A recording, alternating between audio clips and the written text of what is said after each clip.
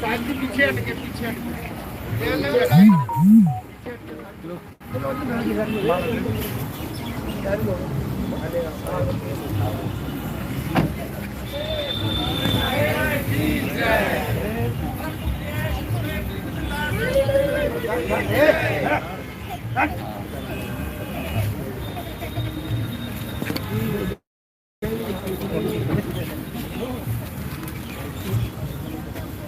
अरे अरे अरे सारे ऐसे नहीं। चलो बस चलो पैर मत छुओ। पाँच महीना मना किया ना बीच में तो पीछे हटके। अब बीच में कोई नहीं आएगा। Please please please please please सतगुरु नितिन साहेब की कबीर साहेब की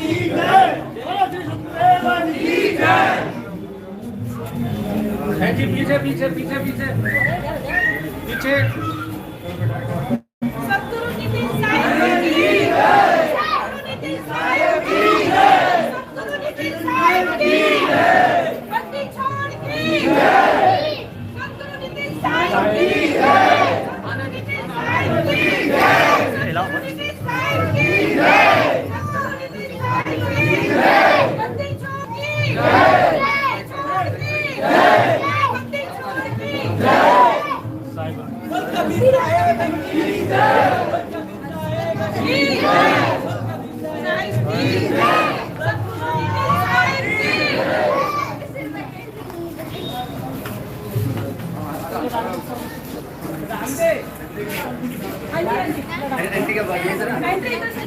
मैं ले लूँगा भाई। वहाँ पे भी ले लेंगे, कोई दिक्कत थोड़ी है। पंडित साहब कबीर साहेब की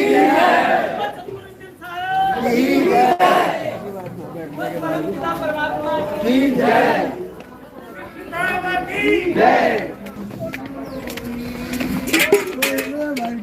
भाई पार्टी मत गई।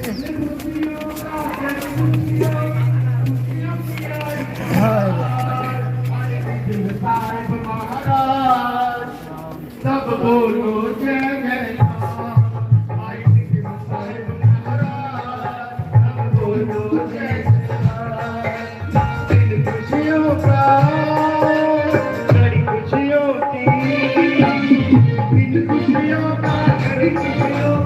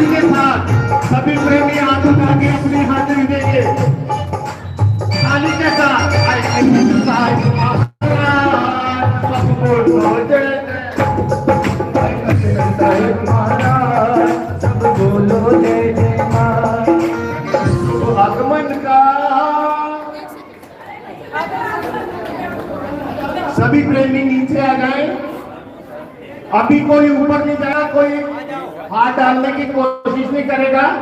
अभी सारे बैठ जाइए, अभी सब बैठ जाइए, बैठिए सारे बैठिए। कृपा बैठ जाइए।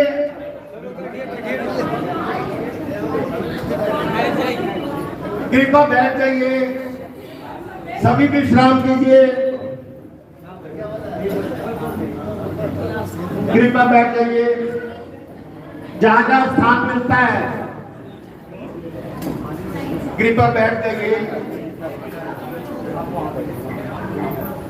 आप लोग प्लीज जरा बैठ जाइए। अंबरा तो फूल बरस रहे, हो रही जय जयकार।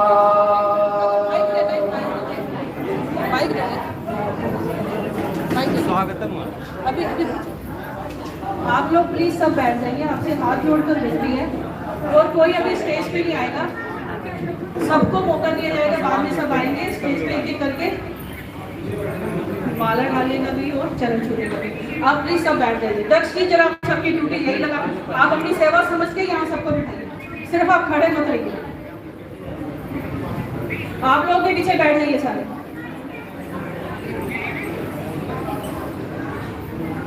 कोई भी नहीं उठेगा। सबसे पहले एक भजन जो हमारे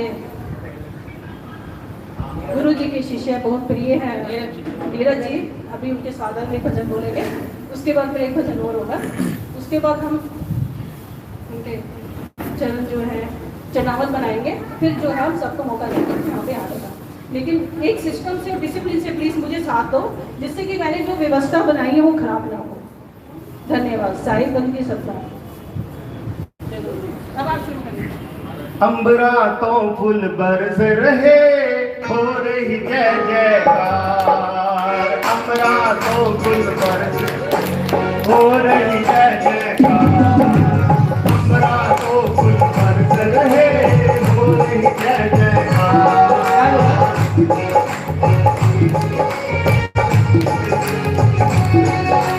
कन कन होरी संगत सारी, कन कन होरी संगत सारी, अठारा वाली सरकार। अंबरा तो फूल बरस रहे, हो रही जय जयकार। अंबरा तो फूल बरस रहे, हो रही जय जयकार।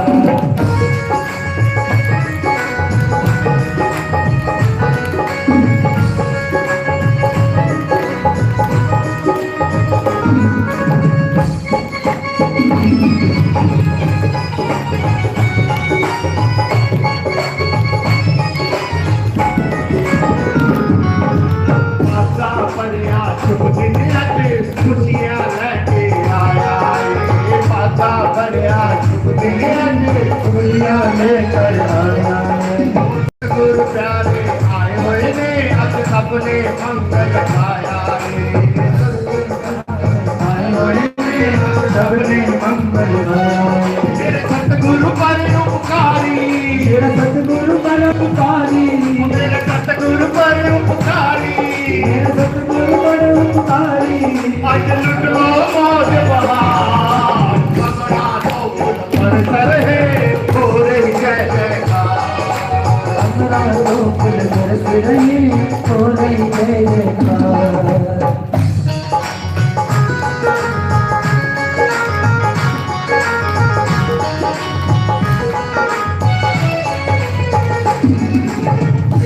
सारे घर मिले लख लख खुशियाँ मनाओगे। प्रेमी सारे घर मिले लख लख खुशियाँ मनाओगे। सतगुरु प्यारे आए हुए ने, सतगुरु बकरी पाओगे। सतगुरु प्यारे आए हुए, सतगुरु बकरी पाओगे। जग विच चर्चा होई, सारे जग विच चर्चा होई, सारे जग विच चर्चा होई, सारे जग विच चर्चा होई। आज दिन सारा अंबरा तो फूल बरस रहे, हो रही जय जयकार। अंबरा तो फूल बरस रहे, हो रही जय जयकार।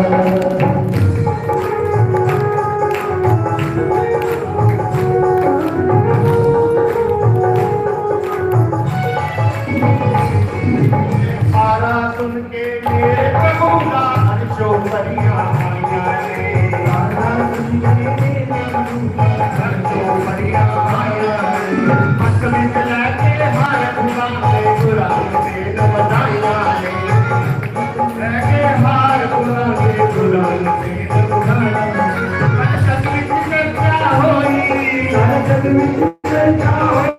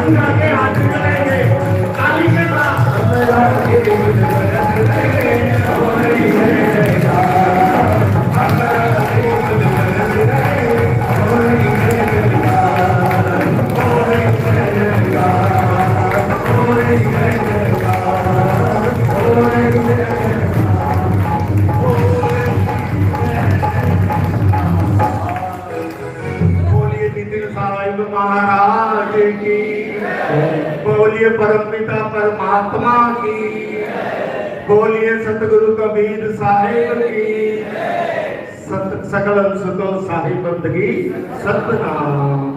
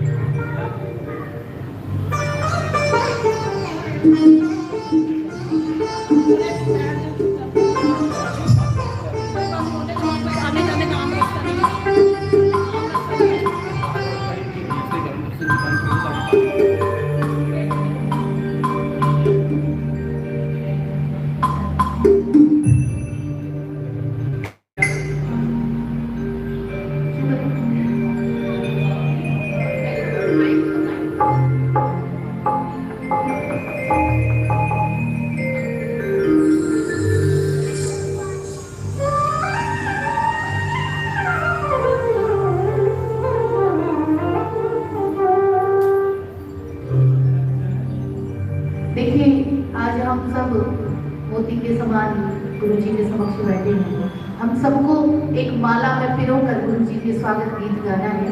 एक माला बनानी है, जितने मोती जो हम सब गा रहे हैं, आप भी गुरु जी के स्वागत में जरूर गाइएगा, मीठी मीठी तालियों के साथ। बोलिए गुरु जी महाराज की, बोलिए परम पिता परमेश्वर की, मेरे सतगुरु नितिन साहिब की, मेरे बंदी छोड़ की साहिब बंदी सुस्वागतम सुस्वागतम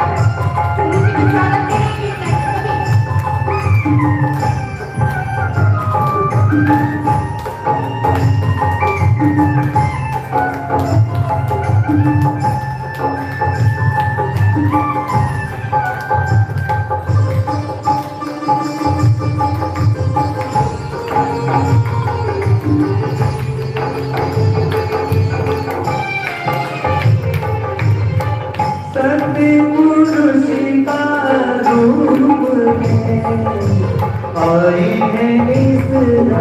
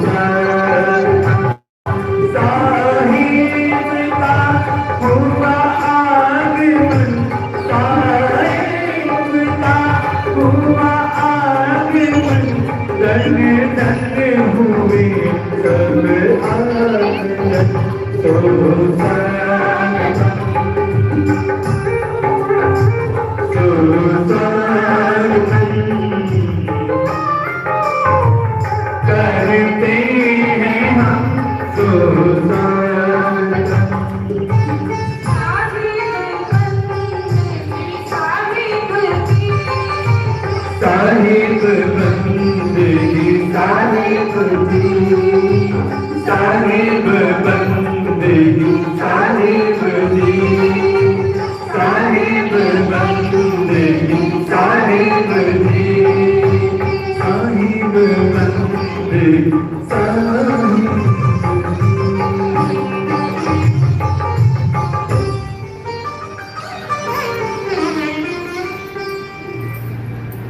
बड़े सदगुरु महाराज जी की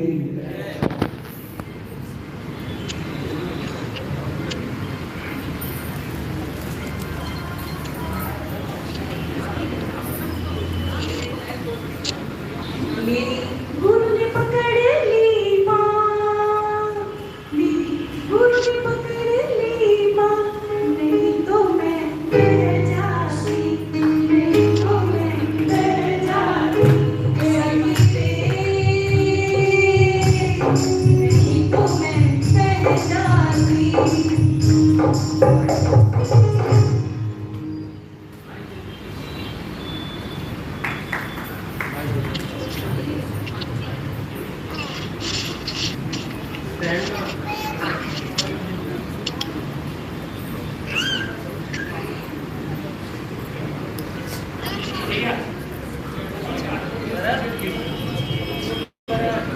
साईं बंदी सत्ता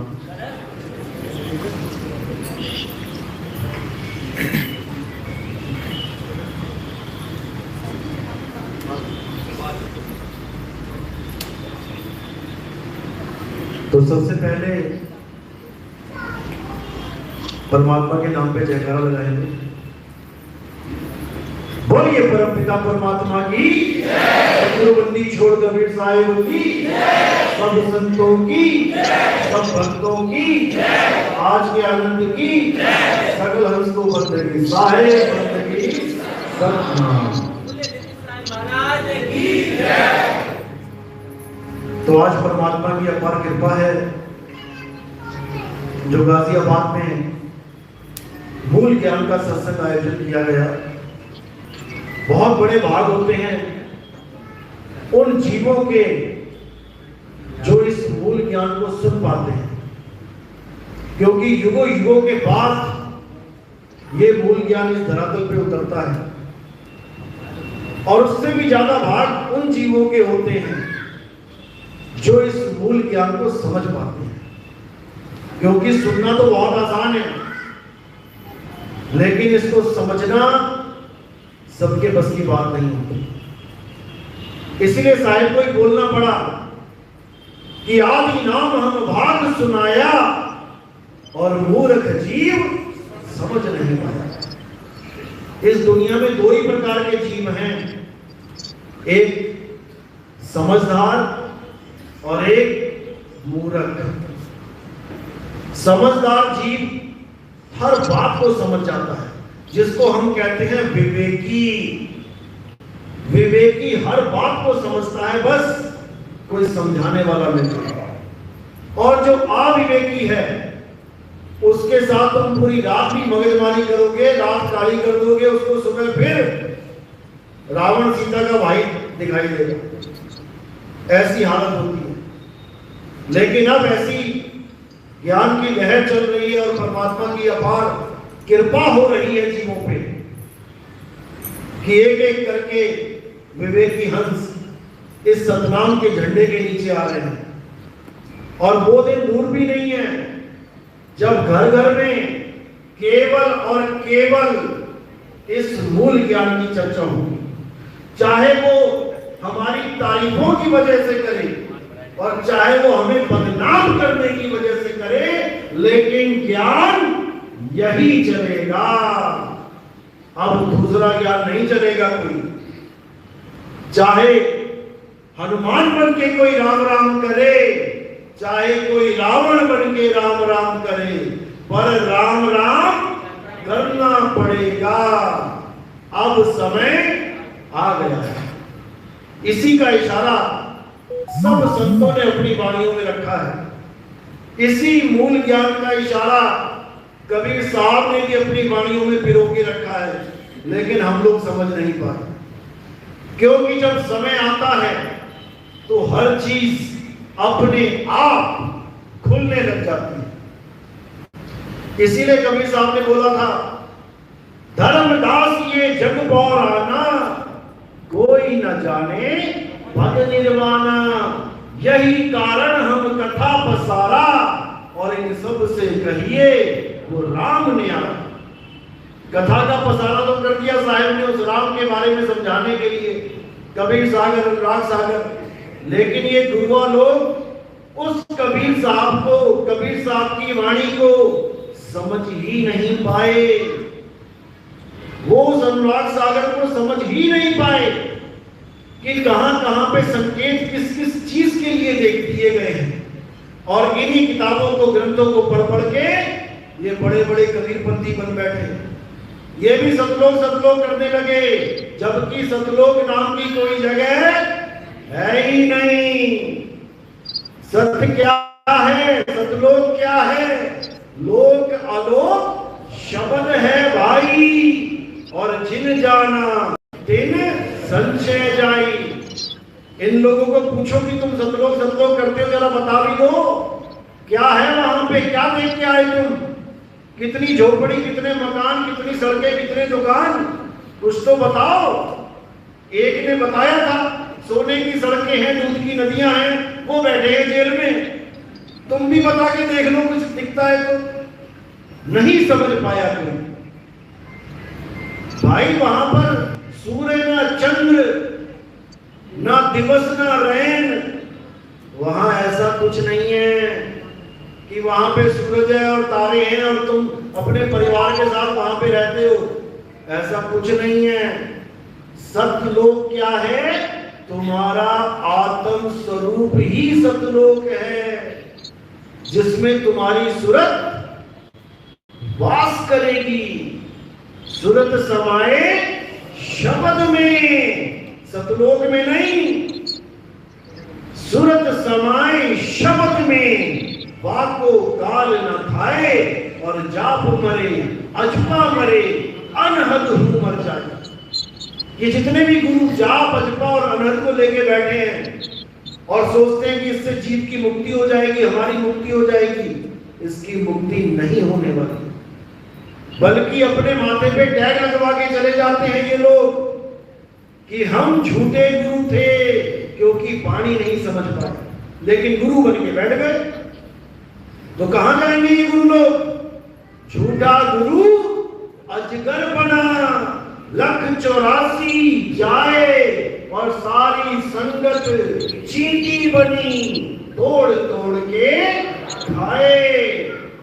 ये जितने गुरु बैठे हुए हैं, इन सबकी टिकट कटने वाली है 184 की, लेकिन यहां पर ऐशो आराम नहीं छूट रहे हैं। अपना घर छोड़ दिया, बन गए सन्यासी, और अपने घर की जितनी कीमत थी उससे 1000 गुना का आश्रम खड़ा कर दिया रहने के लिए। 1000 गुना भी कम बता रहा हूं मैं। ये हाल है सन्यासियों का। लेकिन अब नहीं, अब मूल ज्ञान का डंका बजेगा और केवल मूल ज्ञान ही चलेगा। इस मूल ज्ञान में आपको यह समझाया जा रहा है कि सत्य क्या है, जिसको समझाने के लिए, बताने के लिए, उजागर करने के लिए कबीर साहब ने सब संतों को मना कर दिया था कि तुम केवल उन लोगों को नाम दीक्षा देना जो उसके काबिल है। तुम ये डंका मत बजाना, डंका बजाने वाला कोई और है। जब वो आएगा तो डंका बजेगा।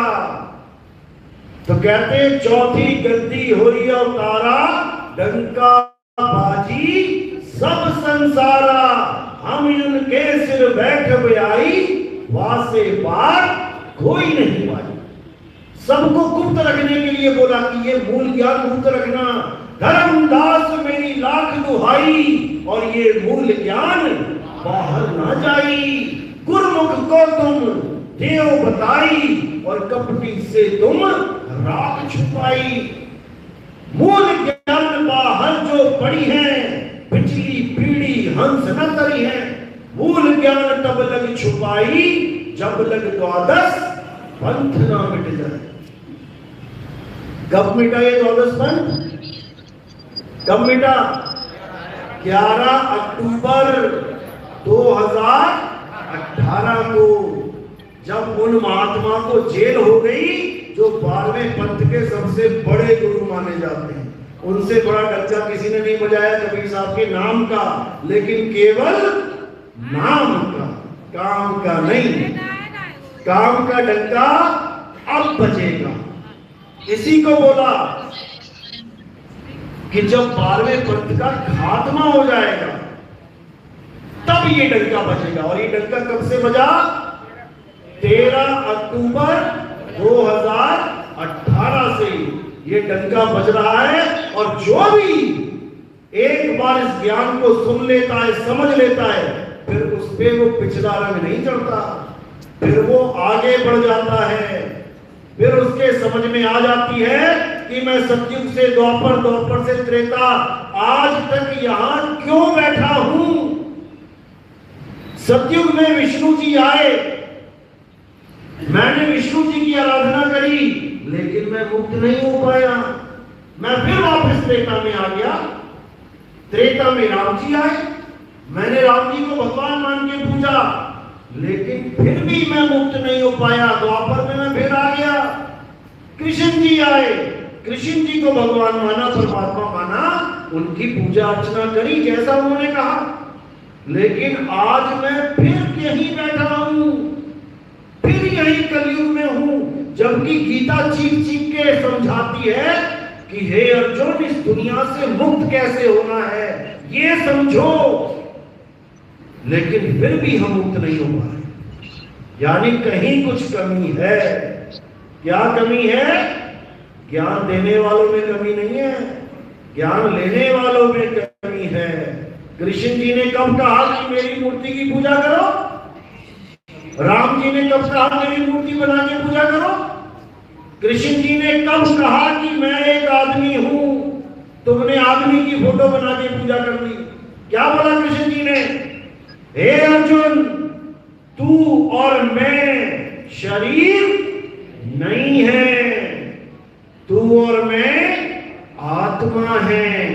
ऐसा कोई समय नहीं था जब तू, मैं और ये राजा महाराजा नहीं थे, और ऐसा कोई समय नहीं आएगा जब तू, मैं और ये राजा महाराजा नहीं होंगे। तो बताओ कौन है शरीर? कोई भी नहीं है। हे अर्जुन, ये शरीर तो आत्मा के कपड़े हैं। आज ये पहने हैं, कल को कोई और पहन लेंगे। आज लड़के के कपड़े पहन के आए हो, कल को लड़की के कपड़े पहन के आ जाओगे। आज पति समझ रहे हो अपने आप को, कल को तुम अपने आप को पत्नी समझने लग जाओगे।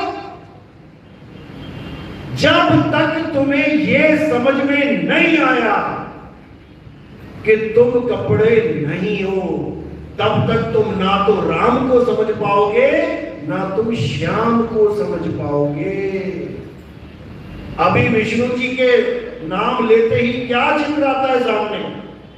क्या चित्र आया विष्णु जी का नाम लेते ही? शेषनाग पे विष्णु जी बैठे हैं। अरे भाई, वो तो मछली का भी अवतार लेके आए हैं। विष्णु जी का नाम लेते ही मछली क्यों सामने नहीं आई? वो तो कछुए का भी अवतार लेके आए हैं। विष्णु जी का नाम लेके कछुआ क्यों सामने नहीं आया? वो तो जंगली सुअर का भी अवतार लेके आए हैं। तो उनका नाम लेते ही जंगली सुअर सामने क्यों नहीं आया?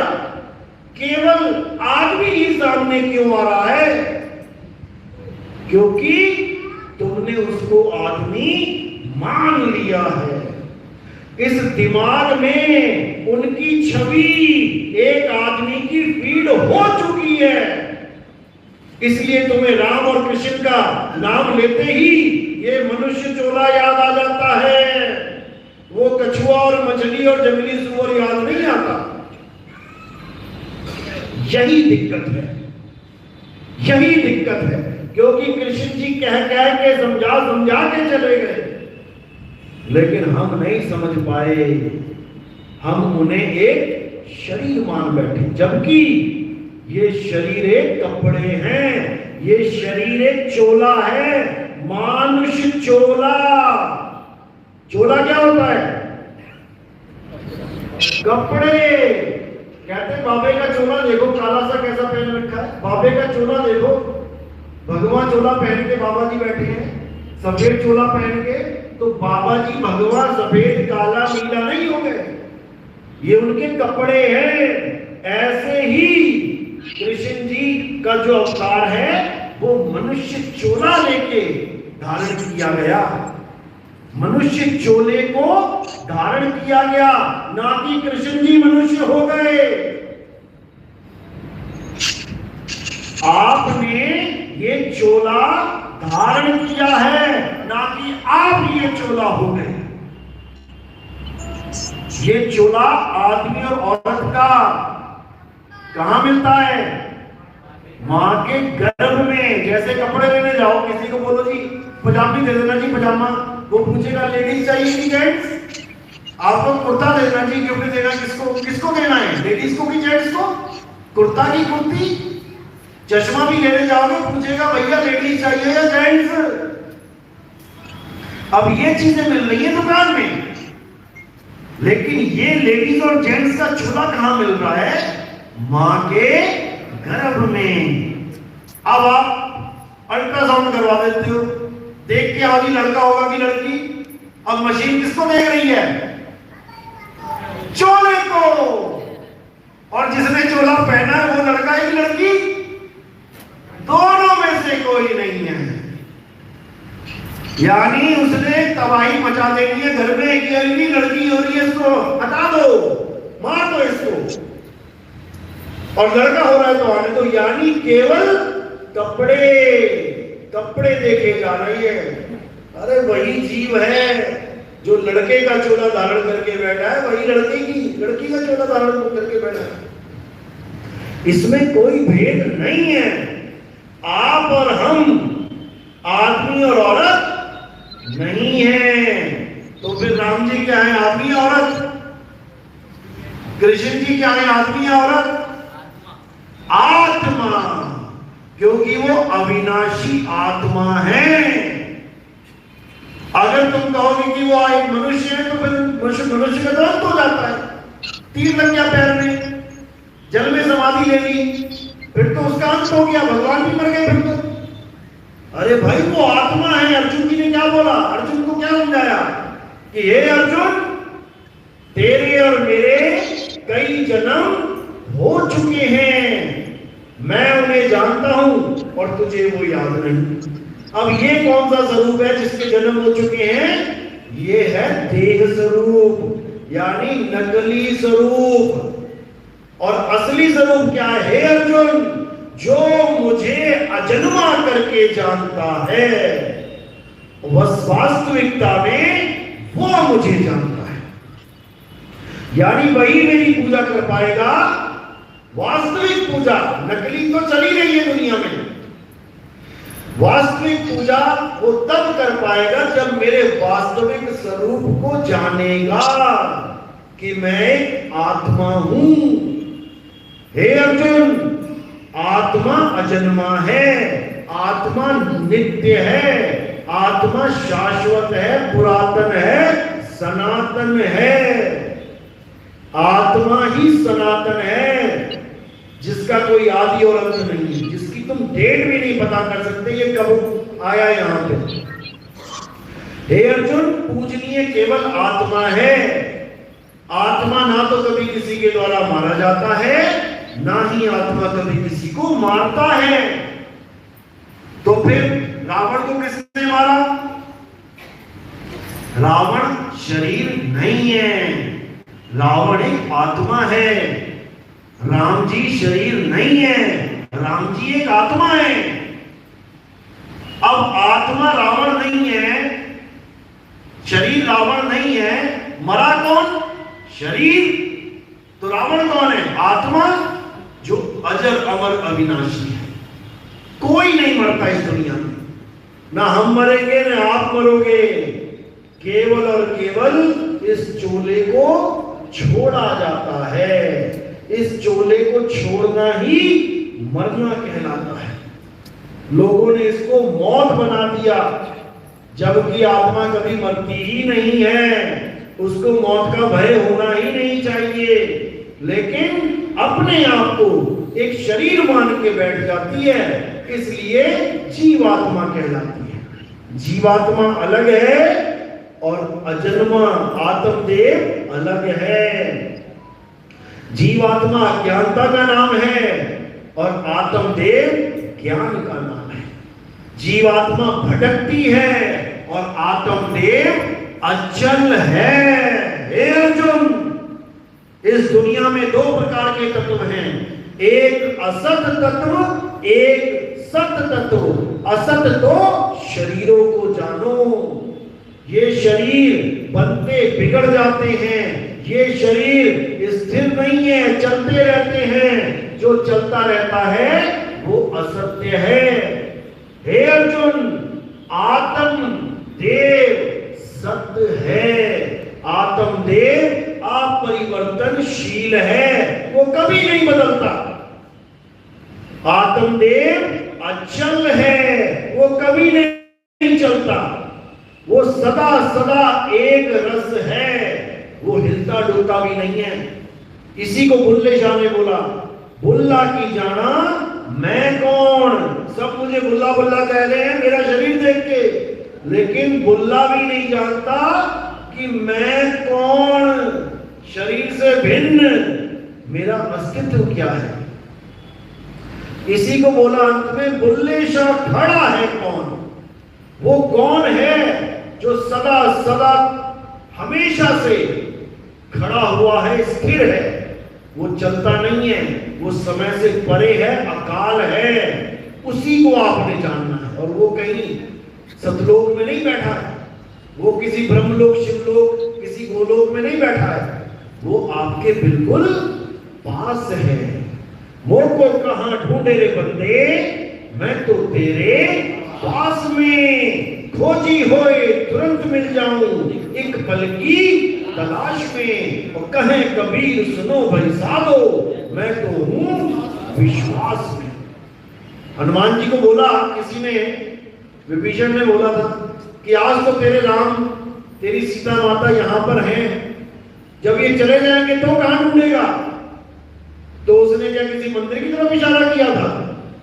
हनुमान जी ने क्या किया, सीना फाड़ के दिखा दिया कि श्री राम जानकी बैठे हैं मेरे सीने में। मैं कहां जाऊं, मैं कौन से मंदिर के लिए लड़ूं लोगों से, मैं कौन सी जमीन के विवादों में पड़ूं। मेरा मंदिर तो यही है, हर मंदिर यही है। मंदिर का मतलब होता है मन के अंदर मंदिर। उन्होंने तो दिखा दिया मेरा नाम कहां है, और तुम्हारा वाला कहां है। तुम्हारा वाला यहां नहीं है, तुम्हारे वादे के लिए बहुत दूर जाना पड़ता है। और गाते भी हो, मेरे रोम रोम में बसने वाले राम। अब गा रहे हो मेरे रोम रोम में बसने वाले राम, और सुबह कहां जा रहे हो उसको ढूंढने, मंदिर में। यही कारण है कि तुम सतयुग से लेके आज तक धक्के खाते हुए यहां बैठे हो। अगर ये बात नहीं समझ पाए आज भी, तो फिर कल यहां बैठे हो। तो बैठे रहना है कि निकलना है, निकलना है। अब राम जी को बहुत पूज लिया, अब राम जी को सूझना है। पूजना और सूझना, इसमें जमीन आसमान का अंतर है। बहुत पूजा कर ली, बहुत कर लिया, अब उस राम को जानना है कि वो राम रहता कहां है। तो क्या है, वो रोम रोम में रमता है। साहिब क्या कह रहे हैं, ज्यों तिलमाही तेल है और ज्यों चकमक में आग, तेरा साई तुझ में है।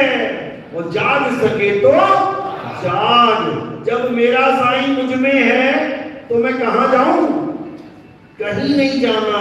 अरे ना कहीं आना ना कहीं जाना, आपे में आप समाना। अपने में समा जाओ।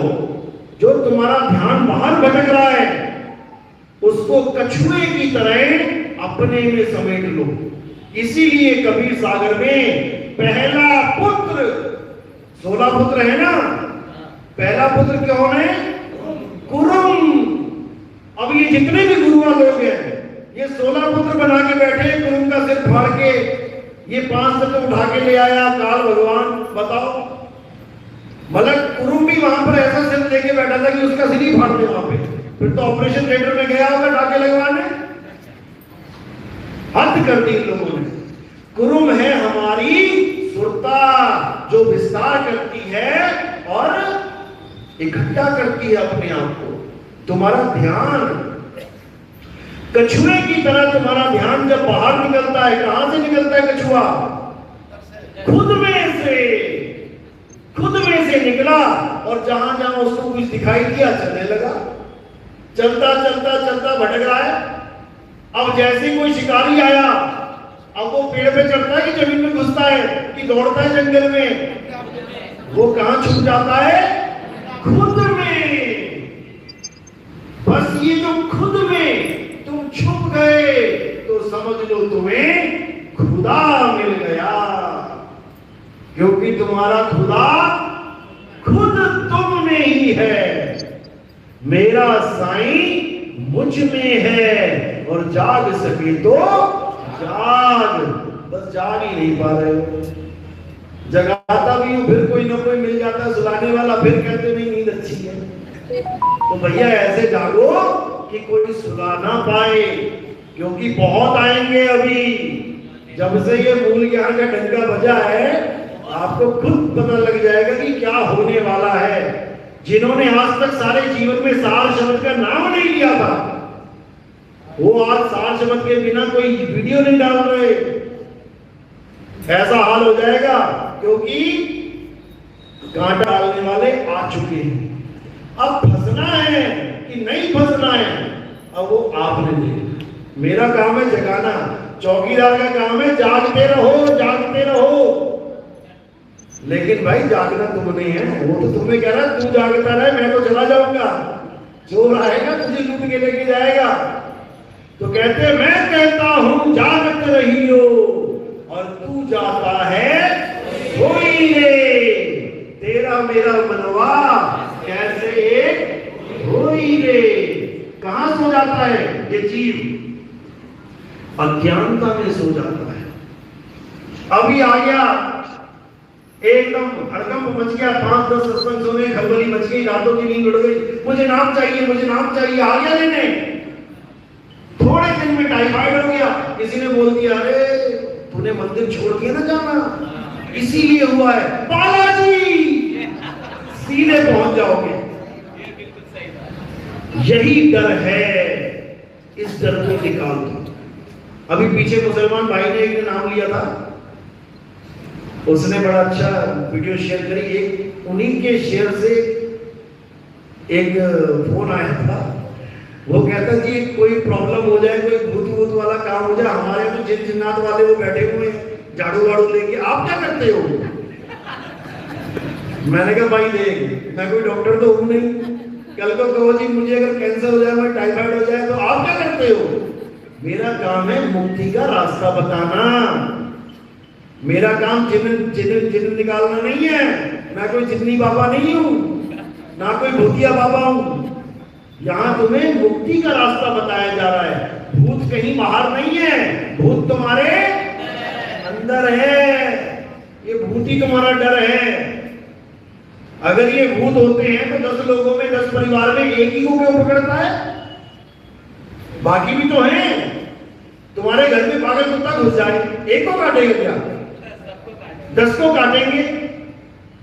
और तुम ये भी नहीं समझ पा रहे हो कि भूत आए कहां से, किसने बनाए भूत? ये भूत प्रेत की दुनिया किसने बनाई? किसने बनाई? थोड़े पुराण पढ़ो। शंकर जी की बारात में कौन नाचते थे? भूत प्रेत। अब शंकर जी ने भूत प्रेत बाराती बना रखे हैं और तुम उनसे परेशान होकर उन्हीं के अवतार हनुमान जी के पास झाड़ा लगवाने जा रहे हो। यानी जिसने भूत प्रेत बनाए वही तुम्हें भूत प्रेतों से बचा रहा है। तो जो बना रहा है उसको कह दो ना कि भैया इसके बिना भी जीवन चलता है, महाराज जी रहने दो, तुम्हारी संगत को खराब कर रहे हैं। सबसे ज्यादा भूत प्रेतों के केसेस कहां आते हैं? हमारे हिंदू धर्म में आते हैं। नहीं आते तो बता दो। इसी का फायदा उठा के मिशनरी आते हैं बाहर से, विदेशी, और इन्हीं भूत प्रेतों को भगाने का झांसा दे के भीड़ लगा रखी है उन लोगों ने। भाई भूत ये तुम्हारे दिमाग में है, डर का नाम भूत है। तुम रास्ते में किसी को पानी पिला दो बोतल, उसके बाद किसी और को भेज दो जो उससे ये बोल दे अरे भाई तुमने उस बंदे से पानी पी गया, इसमें जहर था, उसकी दिल की धड़कन बढ़ जाएगी, उसका सारा सिस्टम गड़बड़ा जाएगा, उसको चक्कर आने लग जाएंगे, उसको दिखना भी धुंधला हो जाएगा डर के मारे। ये बिजनेस है डर का। और जब आत्मज्ञान का बिजनेस आता है तो तुम्हें आत्म बल मिलता है। ऐसे भूतिया बाबाओं के चक्कर में नहीं पड़ना जो तुम्हें डरते को और डराते हैं। आत्मविश्वास में आओ, कोई भूत तुम्हारा कुछ नहीं बिगाड़ सकता। केदारनाथ में 4 लाख बंदा बह के आ गया, किसी ने क्रियाक्रम नहीं करा, पता भी नहीं लगा गए कहां। फिर 4 लाख भूत तो घूमने चाहिए थे वहां पे, पकड़ पकड़ के मारते जो लोग जा रहे हैं वहां पे। कौन आ गया? ये सब भ्रम भूत है। ये भ्रम भूत सकल जग खाया। बाणियां पढ़ो कबीर साहब की। ये परमात्मा से दूर करने के लिए बनी है ये चीजें, लेकिन आपने इस पे ध्यान नहीं देना। कोई भूत भूत आपको पकड़ने वाला नहीं है, आपका डर ही सबसे बड़ा भूत है। तो मूल ज्ञान पे आते हैं। मूल ज्ञान है आत्म ज्ञान। गीता में कूट कूट के भरा है आत्म ज्ञान, लेकिन कोई ना पढ़ने वाला है, ना पढ़ाने वाला, ना समझने वाला, ना समझाने वाला, क्योंकि सबके सब शरीर पे ही स्थिर हो चुके हैं। और गीता में साफ बोला है कि जो मुझे यथार्थ रूप में जानता है, यानी मुझे शरीर रूप में नहीं, जो मुझे आत्मा के स्वरूप में जानता है, वही मेरा परम भगत है और वही मुझे अंत समय में प्राप्त करेगा।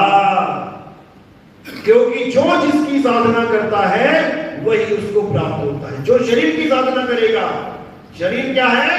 पिंजड़ा, जिसमें तुम जीव रूप कैद हो। तुम शरीर की साधना करोगे, तुम्हें शरीर ही मिलेगा। तुम तुलसी पूजोगे, तुम्हें तुलसी बनना पड़ेगा। तुम पीपल पूजोगे, तुम्हें पीपल की जून में जाना पड़ेगा। तुम भूतों की पूजा करोगे, तुम्हें भूतों के बीच जन्म लेना पड़ेगा। तुम पितरों की पूजा करोगे, तुम्हें पितरों में जाना पड़ेगा। तुम देवताओं की पूजा करोगे, तुम्हें देवलोक जाना ही पड़ेगा। हे अर्जुन, ये इनमें से जितने भी पुजारी हैं, ये मुझे प्राप्त नहीं कर सकते, क्योंकि ना तो मैं कोई भूत हूं, ना मैं कोई प्रेत हूं, ना मैं कोई देवता हूं, ना मैं कोई पितर हूं, ना मैं कोई पीपल हूं, ना मैं कोई तुलसी हूं। हे अर्जुन, तू और मैं अजन्मे आत्मदेव हैं, बस अपने आप को पहचान नहीं पाए। तो ये सब गीता में लिखा हुआ है, लेकिन हमें नहीं समझ में आ रहा, क्योंकि ना तो हमें आत्मज्ञान से कोई लगाव है, ना ही हमें कोई आत्मज्ञानी गुरु मिल रहा है। अध्याय 4 34वां श्लोक पढ़ो उसको। हे अर्जुन, जो ज्ञानी लोग, ज्ञानी पुरुष मुझे यथार्थ में सत्य से जानते हैं, वही तुम्हें सत्य का बोध करा सकते हैं। तुम्हें उनके पास जाके उनसे ज्ञान लेना चाहिए। अध्याय 4 35वां श्लोक, एक बार तुम्हें सत्य का ज्ञान हो जाने पर कोई विचलित नहीं कर सकता। तुम कभी अज्ञान को प्राप्त नहीं होते। तुम्हें एक बार समझ में आ गया कि तुम शरीर नहीं, तुम आत्मा हो। अब कितनी बार बोलोगे कि मैं शरीर हूं? तुम्हें समझ में आ गया कि ये शरीर मेरा स्वरूप नहीं है। अब बस मैंने इसमें से निकलने की विधि जाननी है। हे अर्जुन, जो यथार्थ में इस ज्ञान को समझता है कि शरीरों को कैसे त्यागना है, वही मोक्ष को प्राप्त कर पाता है। 9 दरवाजों के इस शरीर में कैसे रहना है और 9 दरवाजों के शरीर से कैसे निकलना है, इसका ज्ञान एक गुरु ही देता है। 9 द्वार बोले गए गीता में, 10वां द्वार लुप्त कर दिया गया। 10वां द्वार तब खुलता है जब हम किसी गुरु की शरण में जाते हैं, वो हमें 10वें द्वार का भेद बताता है। और जब हम किसी सतगुरु की शरण में जाते हैं, गुरु में और सतगुरु में फर्क होता है। जो गुरु होता है वो तुम्हें 10वें द्वार का ज्ञान देता है, और जो सतगुरु होता है वो तुम्हें 11वें द्वार का ज्ञान देता है। 10वां द्वार का ज्ञान इसलिए जरूरी होता है क्योंकि तुमने उसमें से निकलना है, लेकिन निकल के जाओगे कहां, ये गुरु नहीं बता सकता, ये बताता है सतगुरु, ये बताता है परमात्मा। परमात्मा ही इस दुनिया में 11वें द्वार का जिक्र करने आते हैं गुरु रूप में। कौन है वो? बंदी छोड़ कबीर साहब, वो बताते हैं इस दुनिया में कि 9 द्वारे संसार सब, 10वें योगी साध, एकादश खिड़की बनी, तो जाने संत सुजान। उसको कोई संत ही जानेगा जिसको परमात्मा रूप में बंदी छोड़ मिले हैं। और अब किसको मिले हैं सबसे लास्ट में? हमारे सदगुरु मदन साहिब को, जिनके दोहे ये सब गुरुआ लोग अपनी अपनी किताबों में छाप के बैठे हैं, लेकिन इनको ये भी नहीं पता कि ये दोहा किसका है। कौन सा दोहा है? सोई गुरु पूरा कहावे, जो 2 अक्षर का भेद बतावे, एक छुड़ावे एक लखावे, तब प्राणी निज घर को जावे। सोई गुरु पूरा कहावे। मैंने बताया 2 प्रकार के गुरु हैं, एक है गुरु और एक है सतगुरु। सतगुरु को ही पूरा गुरु कहते हैं। सोई गुरु पूरा कहावे, 2 अक्षर का भेद बतावे। कौन से 2 अक्षर? पहला अक्षर है 52 अक्षर, जो तुम मुंह से बोल रहे हो। तुम हिंदू हो तो तुम कहोगे राम राम राम राम, तुम मुसलमान तुम कहोगे अल्लाह अल्लाह अल्लाह, तुम सिख हो कहोगे वाहेगुरु वाहेगुरु वाहेगुरु। बोला क्या तुमने? अक्षर, अक्षर ही बोले तुमने। तो गुरु अक्षर देता है जपने के लिए, और सतगुरु अक्षर छुड़वा देता है। फर्क इतना है। किसी भी गुरु के पास जाओगे वो तुम्हें अक्षर दे देगा जपने के लिए। हिंदू हो तो राम राम राम राम, मुसलमान हो तो अल्लाह अल्लाह करो, सिख हो तो वाहेगुरु वाहेगुरु करो, लेकिन ये अक्षर उस अक्षर को नहीं प्राप्त कर सकता। अक्षर यानी अविनाशी, शर का मतलब नाशवान, आगे आ लगा दिया, अक्षर यानी अविनाशी परमात्मा। तो सतगुरु क्या करता है? कोई गुरु पूरा कहावे, 2 अक्षर का भेद बतावे, एक छुड़ावे और एक लखावे। ये अक्षरों को छुड़वा देवे। कबीरपंथी कबीर कबीर कबीर कर रहे हैं, सत साहिब जप रहे हैं, इसको छोड़ दो, इन अक्षरों को छोड़ दो, और जो असल में तुम्हारे अंदर बैठा हुआ राम है उसको जान लो। एक छुड़ावे एक लखावे, तब प्राणी निज घर को जावे, तब उसकी मुक्ति होगी। लेकिन हमें नहीं समझ में आ रहा क्योंकि हमें कोई समझाने वाला नहीं है। ये अक्षर कब बने?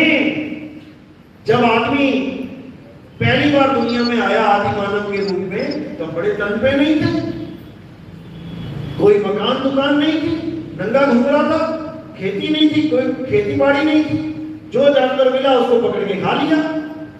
शेरों ने कोई मांस छोड़ दिया वो खा लिया। धीरे धीरे धीरे शिकार करना सीख लिया, पत्थर बना लिए धारदार, लकड़ियां बना ली धारदार। धीरे धीरे धीरे आग की खोज हो गई, उसके बाद लकड़ियों में आग लगा के खुद को बचाने लगा जानवरों से। तब ये अक्षर कहां थे? कौन सी भाषा बोलते थे? एबीसीडी बोलते थे क्या, या काका काका? कोई भाषा नहीं थी। जानवरों की तरह इशारे करते थे। ज्यादा से ज्यादा क्या करते थे? जब थोड़ी सी अकल आ गई चित्र बनाते थे। कोई बड़ा सा पत्थर चट्टान होती थी उस पर चित्र बना देते थे। कोई शेर दिखा उसका चित्र बना दिया, ताकि सामने वाला देख के समझ जाए कि यहाँ पर ऐसा जानवर रहता है।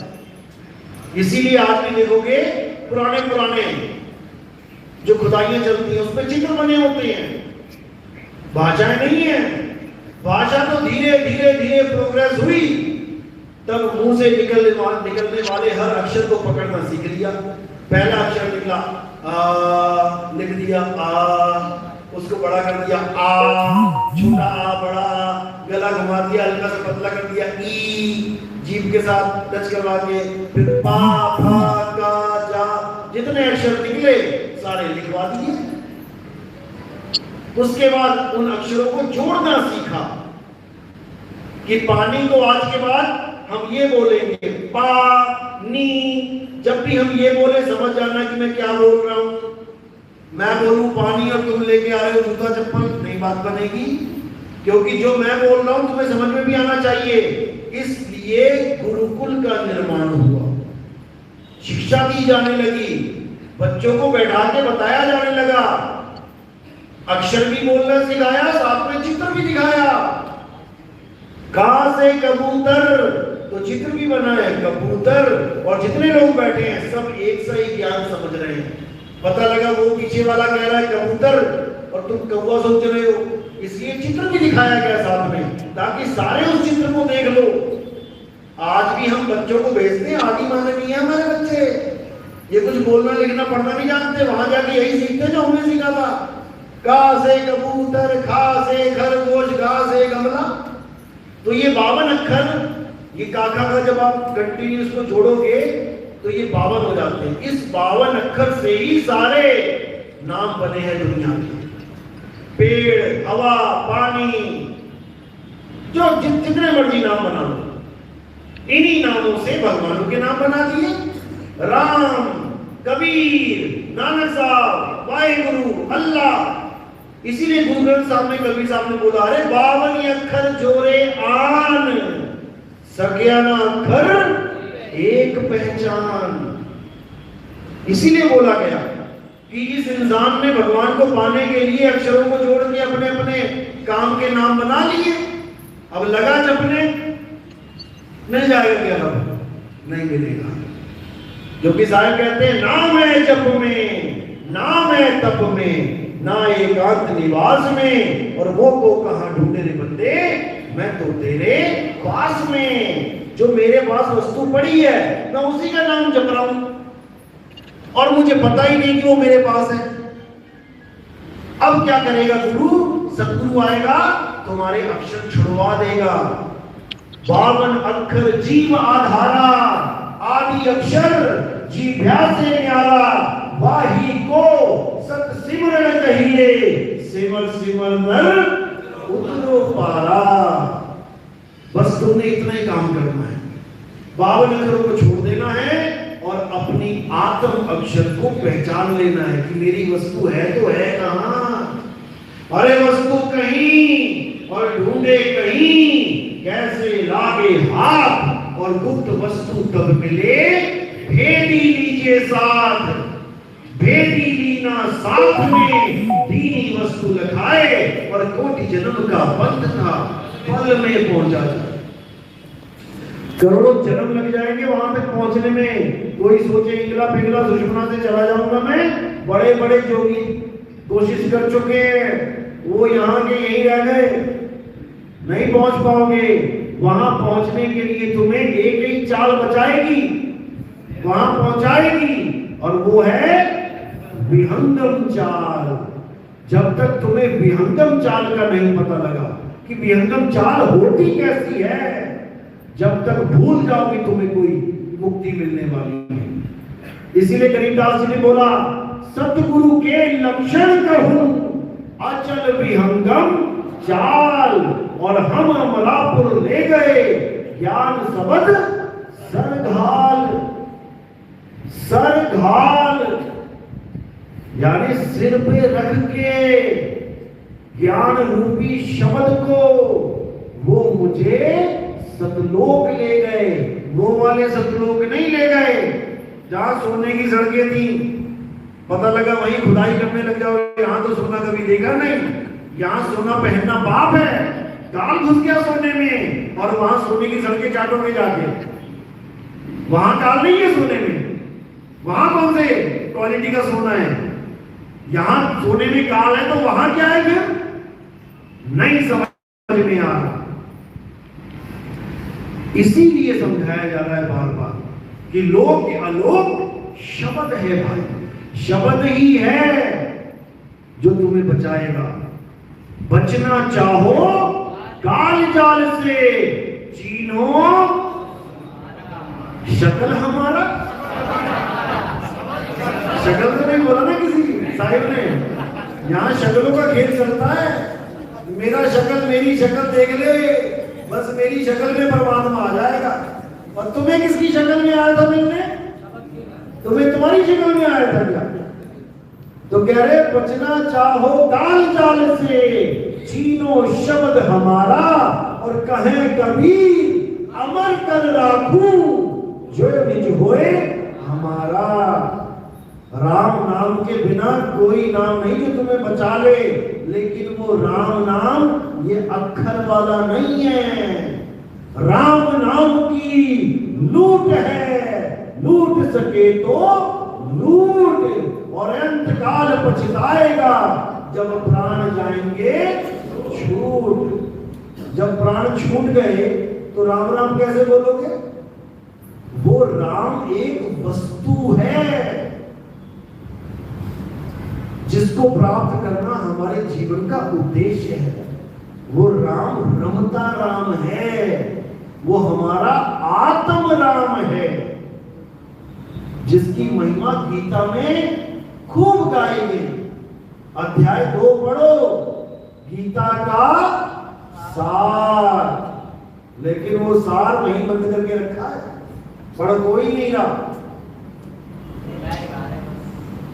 इसी को समझना है। तो यही सार शब्द जो है 52 अक्षरों से परे है। हिंदुओं का, मुसलमान का, सिख का, ईसाई का, किसी का अलग अलग नाम नहीं है परमात्मा का। वो एक ही नाम है जो सारे संसार को तारेगा। तेरा एक नाम तारे संसार, मैं एहा आस एहो आधार। नानक साहब कहते हैं वो एक नाम सारे संसार को तार सकता है, लेकिन वो ये नहीं है जो तुम बना के बैठ गए हो। जब आदमी को बोलना लिखना पढ़ना नहीं आता था तो कौन सा नाम था? तब कौन सा नाम जपता वो? आज 52 अक्षर खत्म कर दो सारे, तो कौन सा नाम है तुम्हारे पास? अरे तुम्हारा अपना कोई नाम नहीं है, वो भी तुम्हें यहाँ दुनिया में आगे दिया जाता है। तुम्हारा अपना कोई नाम नहीं है और तुम भगवान के नाम बना के बैठ गए हो। नहीं समझ में आएगा, उसी के समझ में आएगा जिस पे मालिक ने मोहर लगा रखी है, उसके समझ में आएगा। तो जितने बोलने वाले नाम है ये है कृत्रिम नाम, नकली नाम, और जो आत्मदेव है वो है असली नाम। उसी का नाम है सत नाम, वो है सतनाम।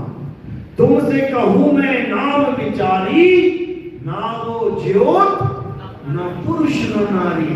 ये आत्मा ना तो कोई ज्योत है कि बाबा जी आ गए सिर पे हाथ धर दिया, ज्योत प्रकट हो गई, हो गया आत्मज्ञान। ये आत्मज्ञान नहीं है, ये ज्योत ज्ञान है। ज्योत को देखा किसने? कौन है जो ज्योत को देख रहा है? ज्योत से अलग है वो। ज्योत तो दिखाई दे रही, आज दिख रही है, कल को नहीं दिखेगी, लेकिन देखने वाला सदा सदा अटल सत्य है, जो दिन में भी देखता है, रात में भी देखता है। आप में से कितने सोते हैं 8 घंटे से ज्यादा? 8 घंटे से ज्यादा कौन कौन सोता है? आप खड़े करो। 6 घंटे से ज्यादा कौन सोता है? कौन 4 घंटे सोते हैं केवल? सच में सोते हो? सच में सोते हो? तो सपने कौन देखता है? जब तुम सो जाते हो तो सपने कौन देखता है? कोई नहीं सोता। तुम कहां सो रहे हो? शरीर सोता है। शरीर सोया, तुम कहां जाते? सपने में। यहाँ की मम्मी पापा छोड़ दिए, सपने वाले मम्मी पापा पकड़ दिए। यहाँ का कुत्ता बिल्ली हाथी छोड़ दिया, सपने में शेर दौड़ा दौड़ा के मार रहा है। तुम भाग रहे हो कि सो रहे हो? जब तक तुम्हें यही समझ में नहीं आएगा तब तक तुम्हें ये मूल ज्ञान समझ में आने वाला नहीं है। कोई नहीं सोता, तुम 24 घंटे जागते हो, यहाँ आंखें खोल के जागते हो, वहां आंखें बंद करके जागते हो, लेकिन जागते हो। इसी प्रकार तुम कभी मरते भी नहीं हो, तुम कभी नहीं मरते। किसी ने भोग रख दिया मरने वाले का, मेरे पिताजी की मृत्यु हो गई है, उनका स्वर्गवास हो गया है, आगे जाने भोग में।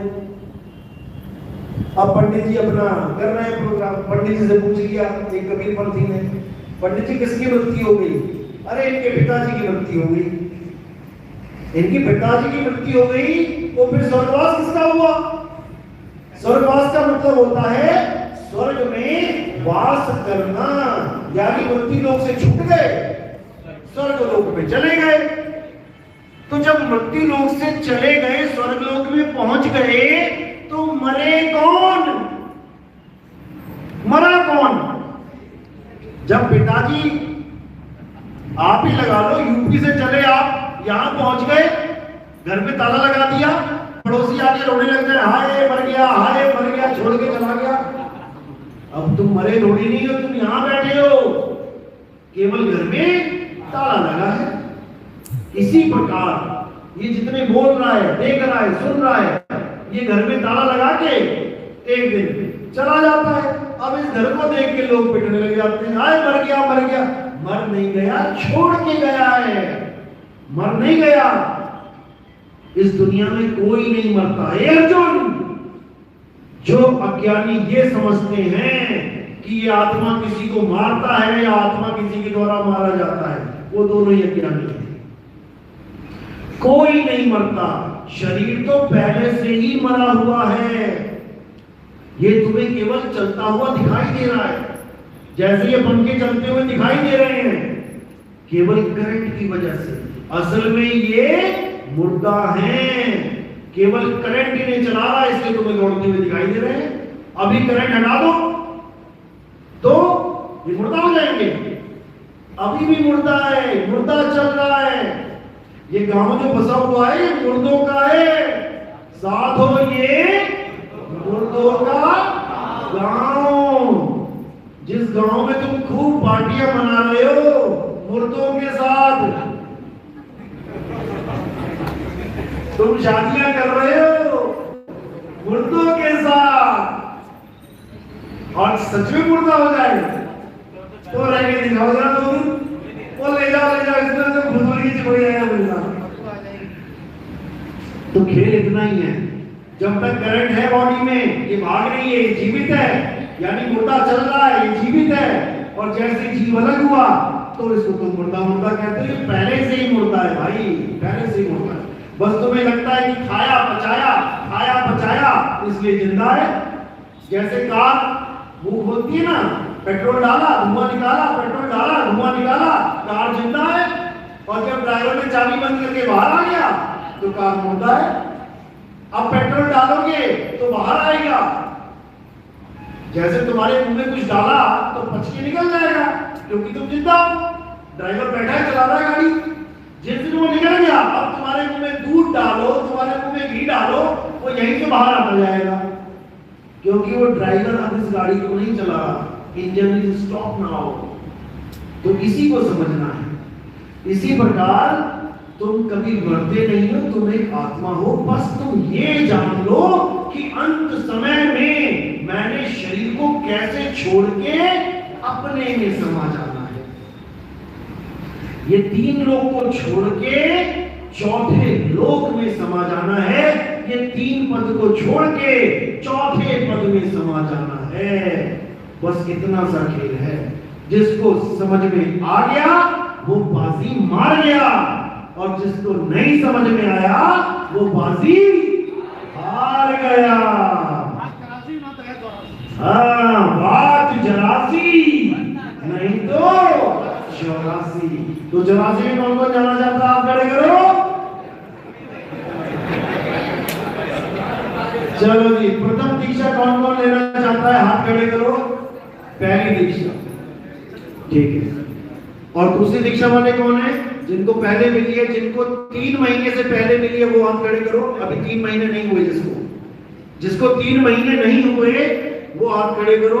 जिसको 6 महीने नहीं हुए अभी वो हाथ खड़े करो। 6 महीने से पहले नहीं मिलेगी दीक्षा, अभी इंतजार करो, जितना बताया उसको करो।